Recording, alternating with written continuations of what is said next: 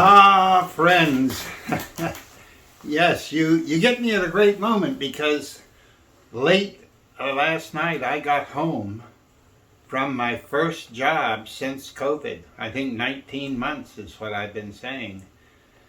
When before, for 30 years I was on the road 250 to 300 days a year, and this is the first one. And it was very well attended, and we felt very good support.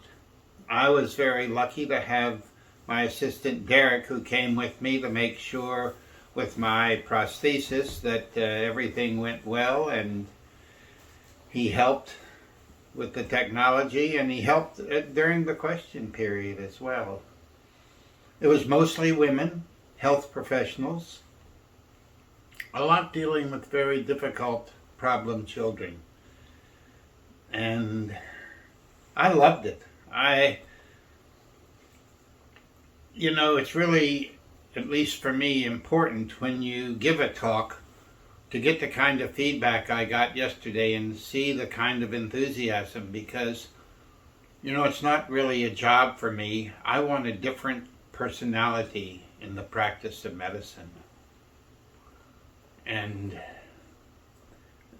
it felt like the audience wanted that same thing. They really loved the human part of what I was saying. So this is very helpful for Gesundheit and my survival economically. And I certainly hope that many more line up to do it. We have some for next year and one for next month. And we're ready.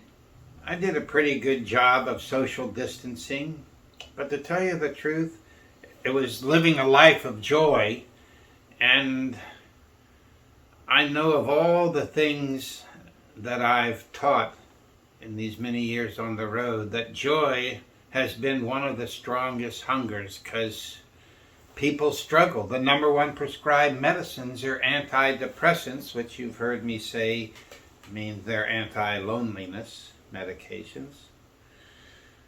So there we were, to a packed house, and the great feedback and response. I'm so happy to be at least a hint of back on the road. And maybe I'll be coming to your territory. Maybe you can tell your friends he's back and he's bad, or he's good. And let's do it. I might even say that I do living a life of joy, what is your love strategy, the joy of caring, humor in health. I also talk about our work, the GESUNDHEIT Institute.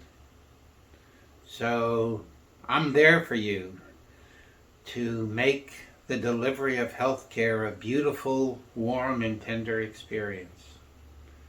Thank you. I have to say I loved being back on stage giving these ideas out. Yum.